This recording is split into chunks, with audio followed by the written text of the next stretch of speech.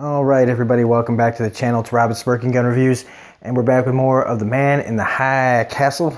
It's Season 3, Episode 3. It is called Senso Koi. So, full spoilers if you have not seen the episode. A lot of big things happening in this episode. So, to continue off of last episode, I was wrong. It was Hoover and the Marshal that were the ones who tried to ambush and kill Abinson. But then that's it for that. So the beginning of this is the continuation of the end of last episode. Tagomi showing Juliana the film where she and Joe's the Nazi, she's in like a prisoner, are in a mine, and he blows her head off and then shoots himself in the head. So she's a little troubled, to say the least. And Joe, in the meantime, is walking the streets of San Francisco, killing Japanese guys and taking out defectors. So he's doing his job, but it doesn't quite explain why he killed Smith's guy in New York. So is Joe working for himself, or is he working for Smith? Or is he doing a little bit of both? See, Smith's not the kind of guy you want to, betray. And by Smith's reaction, Joe was not supposed to kill him. So, I don't know. Even with what happens later on, I still don't know about Joe. But he gets his other letter from Berlin, and in this, his next hit is supposed to be some guy that I don't recognize, and I probably should, and Tagomi, the trade minister. Tagomi. Our man Tagomi. And he doesn't know, what else is going on here. But Tagomi talks to Juliana, and they talk about Joe Blake as being here, and they know he's a spy, and that he's going to be at this gala that they're all going to. So Juliana comes up with the plan that she's going to go there and find out if Joe can be trusted still. And since he's a spy, she can walk up to him and meet him again for the first time, and nobody will be the wiser. And yeah, he can't blow his cover, so what's he going to do? And of course, he sees her and just about shits his pants. And eventually they get to talking, and eventually he does they do a little dance, song and dance, but then he sees her later on at her apartment, where he tells her, everything that's been going on. He leaves out the part that he's been banging Nicole. So, good old Joe Blake's got two girls on the hook. So maybe Joe's not as dumb as I thought. No, I'm sorry, that's bad. And she seems to respond to it, but she also remembers, as she's kissing him shooting her in the face, but he says, "Trust me." So this leads her to, watch the film with Tagomi, who, she tells him that when she remembers it again, that whatever's going on, whatever the Nazis are up to, it's in that place in the Catskill Mountains in, the Lackawanna Mountains. So there's a mine there. And if I had to bet, I would say that that's where they're trying to jump worlds. Because the scientist is there. Now, the scientist is the one that we'll get to in a second. But I think that's what's going on. Because that has to do with what the Nazis learn here, or what Smith finds out here, what the Nazis have already known. So with Smith, his beginning is covering up the murder of Alice Anders, the accidental killing, however you want to put it, that Helen did. And as in typical Smith fashion, he's got a plan. There will be arrests. There will be people confessing to this crime. In the meantime, he needs her to bottle it up and go to this gala. They're got a gala too, for her, for the film about their son. Helen is still having a really hard time. She wants to know the details of how her son died, but he can't. He tries to tell her, like, look, man, he died a hero, basically. Now this little gala that has all the players here, everybody dancing around things, everybody playing their part, including Thelma and Hoover and the Marshal. I love the interchange between the Marshal and Smith. Marshal trying to basically, play little mind games with Smith. That Smith just doesn't fall for that shit. They try to 100-yard stare each other to death. But then we get to the film, which is just... Okay, so I've seen like Nazi propaganda film strips and stuff. And how they, like the Nazis all eat it up. And this is no different than the real life stuff. And I gotta say, the Nazis are really easily entertained because this is dog shit. Even as a little documentary, a propaganda documentary that's supposed to sway you to like have feelings for your government and the heroics of this kid sacrificing himself at the same time his dad is getting all the accolades of saving the Reich from Joe's dad. It's bad. This is really cheesy bad. Like, this is not good. Like, I don't know what the I know I shouldn't be, like, it's weird to be critiquing a Nazi propaganda film inside a TV show, but it's bad. It's not good. I don't know what these people are clapping for. I mean, other than the fear of not clapping, but anybody else would be like, that fucking sucked, right? As far as quality goes, okay, it just sucked. But they eat it up. And what I do like is Smith telling Thelma to put in her article that there were arrests made, that there were guys that are going down for this career, like a criminal that has a past.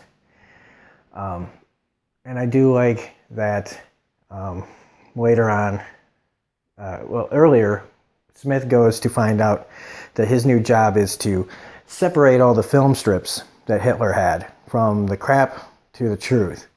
And after they have this thing, they go and they see this. He takes him to this room where there's this lady.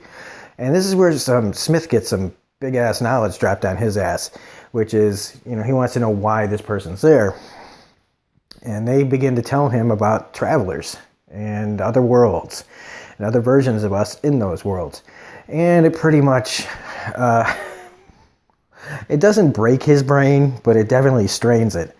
And so he learns that they're trying to break these other realities because they're Nazis, right? So this is turning into like what I think now is that, and he says multiverse. Hey. So anyway, I think their plan then is to take the entire multiverse to make sure that the Nazis across all the worlds take over everything. And that's what's in that mine. Is their new mission. Because of course it is to take, not only do they want one world, they want all worlds, right? So I think that's what kind of the mission of the travelers is to try to warn all the other worlds in some way to try to stop it. Because I get, this would be, in every world there's Nazis. And in every world, in some they take over, some they don't. And it's everybody trying to it's their way of communicating to every other world the warnings and the choices and everything that have been made.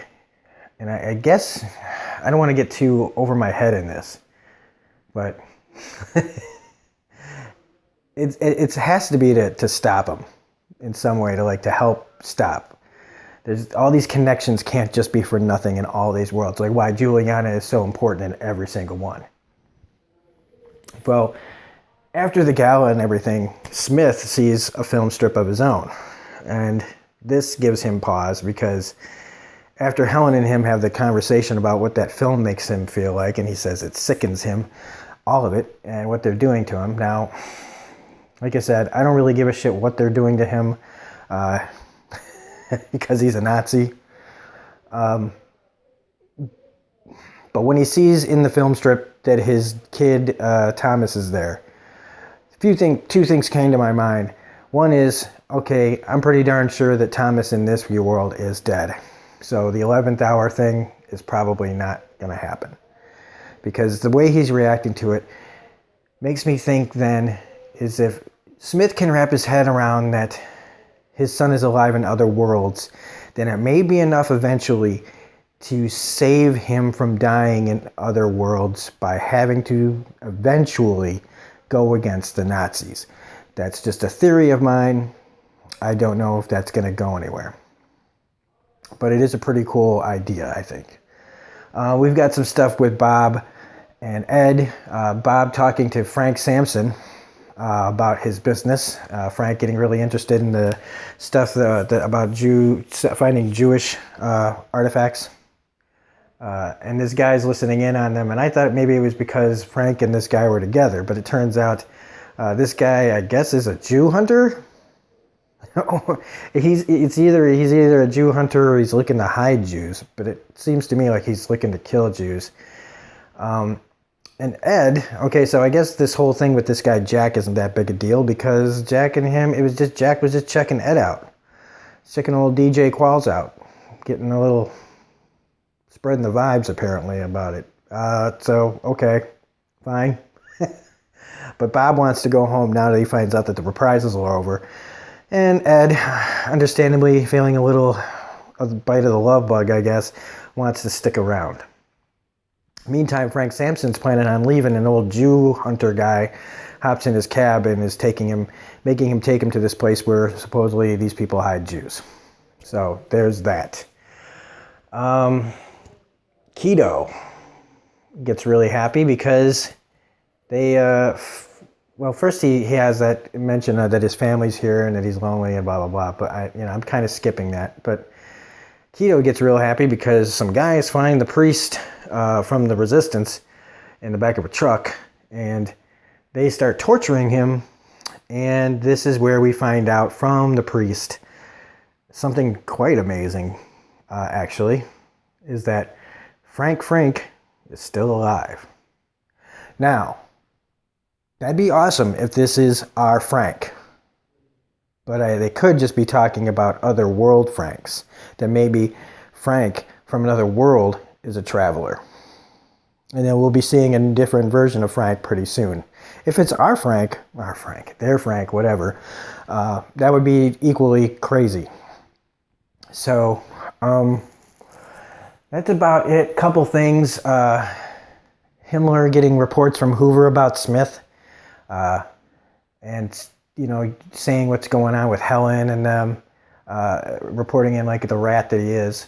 But Smith saying that he feels like this is all a test and that they're grooming him to take the marshal's place, and the marshal will do anything to keep his job, and Hoover will do anything to, will side with whoever he thinks is going to land on top, which is very J. Edgar Hoover.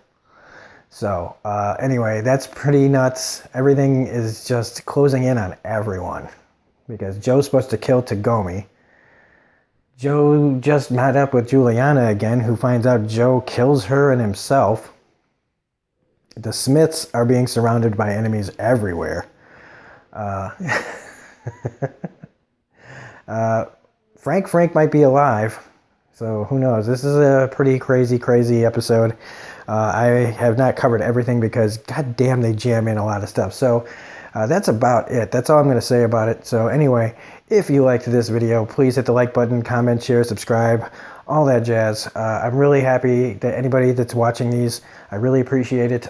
This is one of my favorite shows.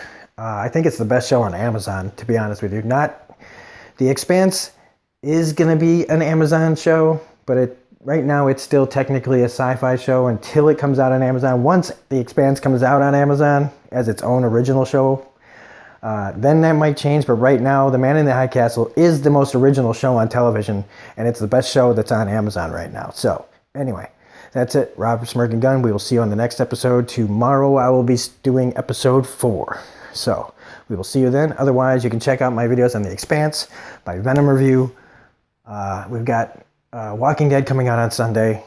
And that's about it. So we'll see you later. Bye.